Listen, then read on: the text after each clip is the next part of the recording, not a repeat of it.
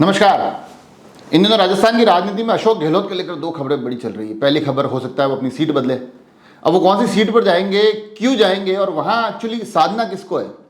Bharatiya Janata party के संतुलन को बिगाड़ना है या अपने संतुलन को सुधारना है? उस पर थोड़ी सी चर्चा करेंगे, क्योंकि वो जिस सीट पर जाने की बात चल रही है पाली में, वहाँ भारतीय जनता पार्टी के अलावा एक किरदार ऐसा भी है जिसको साधना सबसे ज़्यादा जरूरी है।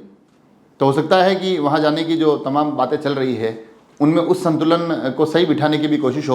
और दूसरी चर्चा ये चल रही है कि हो सकता है कि सरदारपुरा जो उनकी परंपरागत सीट है उस पर भारतीय जनता पार्टी केंद्रीय मंत्री गजेंद्र सिंह शेखावत को लेकर आवे और वहीं पर उनको घेरने की कोशिश करे। और दोनों ही बातों के दावों में दम है।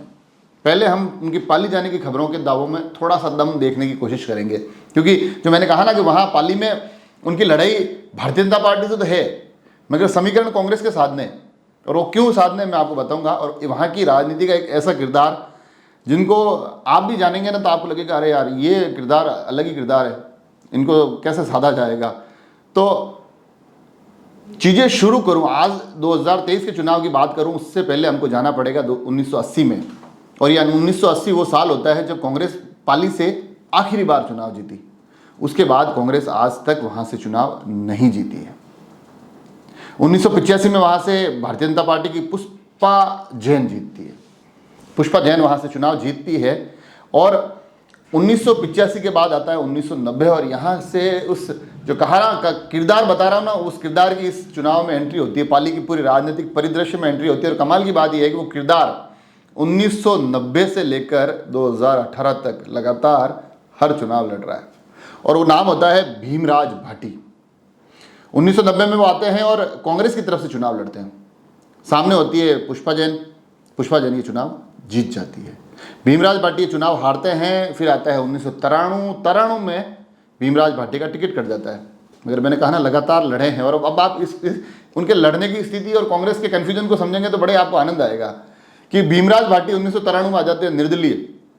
भारतीय जनता पार्टी से होती है पुष्पा जैन, कांग्रेस से आते हैं चंद्रराज सिंघवी, आपस में त्रिकोणीय मुकाबला होता है और भीमराज भाटी निर्दलीय उस चुनाव को जीत जाते हैं। अब वो चुनाव यूँ मानिए आपके आगे के फिर जो जितने भी चुनाव हुए उन पर वो निर्दलीय उनकी जीत प्रभाव डालती है। उसका कारण ये है कि हो सकता है कि अब ये इस जीत को मैं भीमराज भाटी के लिए वरदान कहूँ या अभिशाप कहूँ, ये मुझे नहीं पता, क्योंकि वो एक चुनाव तो वो जीतते हैं मगर फिर वो राजनीति का जो एक जुड़ाव उनसे जुड़ता है वो फिर आज तक भी उसी तरह से बरकरार है। तो अब भीमराज भाटी 1993 का चुनाव जीत जाते हैं। भाजपा की पुष्पा जैन हार जाती है। वहाँ से चुनाव घुसता है 1998 में। 98 की तरफ आते हैं। भाजपा अपना चेहरा बदलती है। ज्ञानचंद पारख एक नया चेहरा मैदान में आता है। और कांग्रेस इस बार भी भीमराज भाटी को नहीं अवसर देती है। इस बार कांग्रेस की तरफ से आते हैं केवलचंद गुल्लेच्छा। हालांकि केवलचंद गुल्लेच्छा ने 1998 का चुनाव ही लड़ा है, उसके बाद वापस चुनाव नहीं लड़ा है, मगर तब से लेकर उनकी राजनीति में एक प्रभावी भूमिका है। जो एक द्वंद्व चलता है ना, द्वंद्व कांग्रेस को पछाड़ने में बड़ी क्या कहते हैं महत्वपूर्ण भूमिका निभा रहा है। तो 98 के चुनाव में ज्ञानचंद पारख चुनाव जीत जाते हैं, निर्दलीय लड़ रहे हैं। भीमराज भाटी सेकंड पे रहते हैं, कांग्रेस थर्ड पे रहती है। अब कांग्रेस को थोड़ा कन्फ्यूजन होता है कि यार ये निर्दलीय चुनाव भी जीत गए, फिर जो पिछला चुनाव था 98 का निर्दलीय लड़े, हमको हरवा दिया। तो कांग्रेस मजबूरन क्या करती है कि 2003 में जो चुनाव होते हैं उसमें ज्ञानचंद पारख बीजेपी से आते हैं, भीमराज भाटी को कांग्रेस टिकट दे देती है। अब मुकाबला होता है भीमराज भाटी वर्सेज ज्ञानचंद पारख। भीमराज भाटी वो चुनाव हार जाते हैं, ज्ञानचंद पारख वापस जीत जाते हैं। फिर आता है 2008, ज्ञानचंद पारख भाजपा से आते हैं मगर भीमराज भाटी का टिकट कट जाता है और टिकट मिलता है मानवेंद्र सिंह। रोहट से आते हैं, बड़े रसूखदार परिवार है। मगर कमाल की बात यह है कि फिर भीमराज भाटी को तो चुनाव लड़ना है। अब आप कांग्रेस टिकट दे दिए तो ठीक है, नहीं तो निर्दलीय तो लड़ना ही लड़ना है। तो भीमराज भाटी 2008 में वापस निर्दलीय लड़ते हैं, सेकंड पे रहते हैं, कांग्रेस थर्ड पे रहती है, भाजपा चुनाव जीत जाती है। 2008 के बाद आता है 2013। अब कांग्रेस को लगता है कि अरे इन भीमराज जी भाटी का क्या इनका संतुलन साधा जाए, कैसे इनको हम मैनेज करें। तो वापस थक हार के 2013 का टिकट कांग्रेस भीमराज भाटी को दे देती है कि यार पिछले चुनाव में भी हमको हम हरा दिया, खुद सेकंड पे आगे तो हो सकता है इस बार हमारी बाजी हाथ लग जाए। भाजपा ज्ञानजी पारिक, कांग्रेस भीमराज भाटी, दोनों का आमने सामने का मुकाबला होता है। ज्ञानचंद पारिक जीत जाते हैं, भीमराज भाटी हार जाते हैं। अब कांग्रेस वापस कंफ्यूज, 2018 आता है, फिर उनको लगता है कि हमने इनको 2 बार टिकट दे दिया, 3 बार 90 में भी दिया था, तो 3 बार टिकट दे दिया, ये हार जाते हैं। तो इस बार हम एक काम करें कि इनको नहीं दें वापस, हम दूसरे नए आदमी को लाते हैं और कोशिश करते हैं, उम्मीद करते हैं कि जीत जाएं। मगर भीमराज भाटी देखो, मैंने कहा ना आपको, जो मतलब बड़े रोचक किरदार है। चुनाव तो लड़ना है उनको भाई साहब। तो 18 का चुनाव आता है, वापस भाजपा से ज्ञानचंद पारख, कांग्रेस महावीर सिंह पर दाव खेलती है निर्दलीय भीमराज भाटी। और भीमराज भाटी का एक काम बड़ी जरूरी है, वो कांग्रेस को या तो कांग्रेस की तरफ से लड़के हरवाएंगे या फिर निर्दलीय लड़के उसको तीसरे नंबर पर पटक देंगे। तो वही कहानी फिर से दोहराई जाती है। 2018 के चुनाव में भीमराज भाटी चुनाव हार जाते हैं, निर्दलीय लड़के मगर सेकंड रहते हैं, कांग्रेस थर्ड, ज्ञानचंद पारख 5 बार एमएलए बन जाते हैं। ये कहानी इसलिए सुनानी जरूरी थी कि जो कहा ना मैंने आपको कि कांग्रेस से कोई चेहरा चुनाव लड़े और भीमराज भाटी उनके साथ मजबूती से खड़ा रहे तो कांग्रेस की दाल गल सकती है। अब उस दाल को गलाने के लिए ये जो चक्र चला ना, वो ना चंद्रा सिंघवी से साधा गया, ना केवल चंद गुलेछा से साधा गया, ना मानवेंद्र सिंह से साधा गया, ना महावीर सिंह से साधा गया। अब कांग्रेस को लग रहा है कि वो चक्र अशोक गहलोत साध सकते हैं, क्योंकि जो अंदर खाने खींचतान होती है ना, कांग्रेस के जो लोग अलग अलग चुनाव लड़ रहे हैं उनके मन में भी आता होगा कि ये भीमराज भाटी हमको हर बार हरा देते हैं। तो जब भीमराज भाटी लड़ते होंगे तो उनके तरफ से भी तो कुछ होता ही होगा। तो ये जो कुछ ना कुछ होता है ना, उसी को खत्म करने के लिए एक बड़ा चुनावी चेहरा चाहिए, और वो होता है अशोक गहलोत। वहाँ के आम लोगों की राय भी है कि अगर अशोक गहलोत आते हैं तो इस बार भारतीय जनता पार्टी के लिए, ज्ञानचंद पारख के लिए राह इतनी आसान नहीं होगी, क्योंकि ज्ञानचंद पारख भी इस बार पार्टी के अंदर अंतर्द्वंद से, एक पार्टी के अंदर एक उठापटक से गुजर रहे हैं। और उसके साथ एक कारण और भी होता है अशोक गहलोत के आने से। आपको पता है, पाली को उन्होंने संभाग बना लिया और ये तमाम चीज़ें वहाँ हुई है, तो उसका दृष्टिकोण कहने गई राजनीतिक भी हम देख सकते हैं।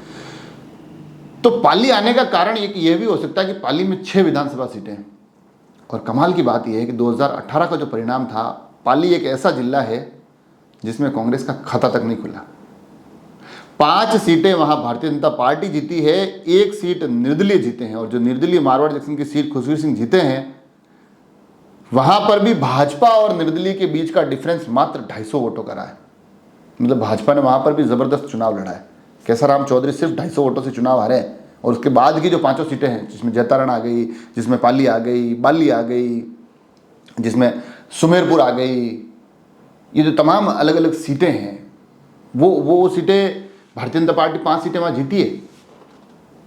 कांग्रेस एक भी जगह पर खाता नहीं खोल पाई। तो उनको लग रहा होगा कि अगर मुख्यमंत्री अशोक गहलोत स्वयं पाली से आके लड़ते हैं तो न केवल पाली के इस कांग्रेस के अंतर्कलह से निजात पा लेंगे, कहीं ना कहीं भीमराज भाटी को भी हम मैनेज कर लेंगे, और साथ ही आसपास की जो सीटें हैं उस पर भी एक सकारात्मक असर शायद देखा जाएगा। तो ये एक सोच हो सकती है, और यकीनी तौर पर अगर राजनीतिक दृष्टिकोण से देखें तो एक ऐसी सोच है जो शायद कांग्रेस को अमल में लानी अब आवश्यक हो गई है।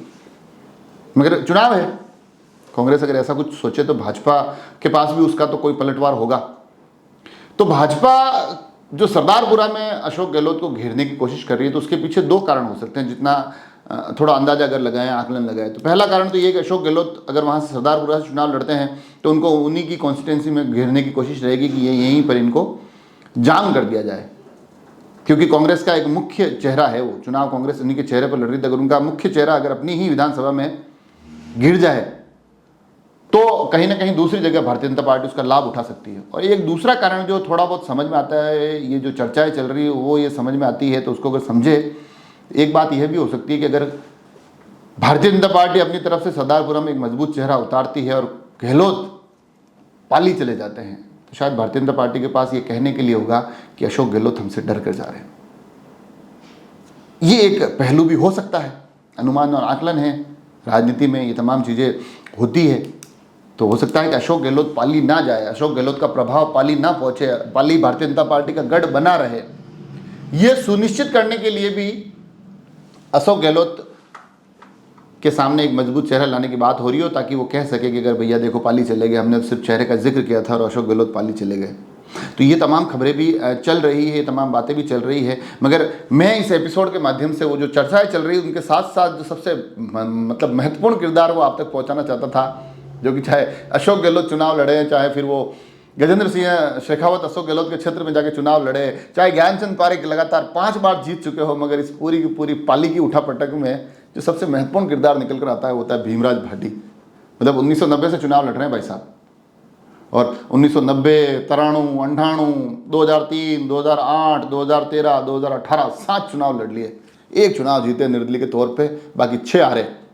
और खुद तो हारते ही हारते हम तो डूबेंगे सनम, तुम्हें भी ले डूबेंगे, तो कांग्रेस का बंटाधार भी हो ही जाता है उनके लड़ने से। अब कांग्रेस के सामने ये बड़ी, और अभी भी तैयारी में, इस बार भी तैयारी में, कांग्रेस टिकट देगी तो कांग्रेस के टिकट पे, नहीं तो निर्दलीय जिंदाबाद। और वो फिर स्थितियां कांग्रेस के लिए बड़ी मुश्किल हो जाती है। अब इन स्थितियों को कैसे साधेगी, क्या संतुलन बिठाएगी, ये देखने वाली बात होगी।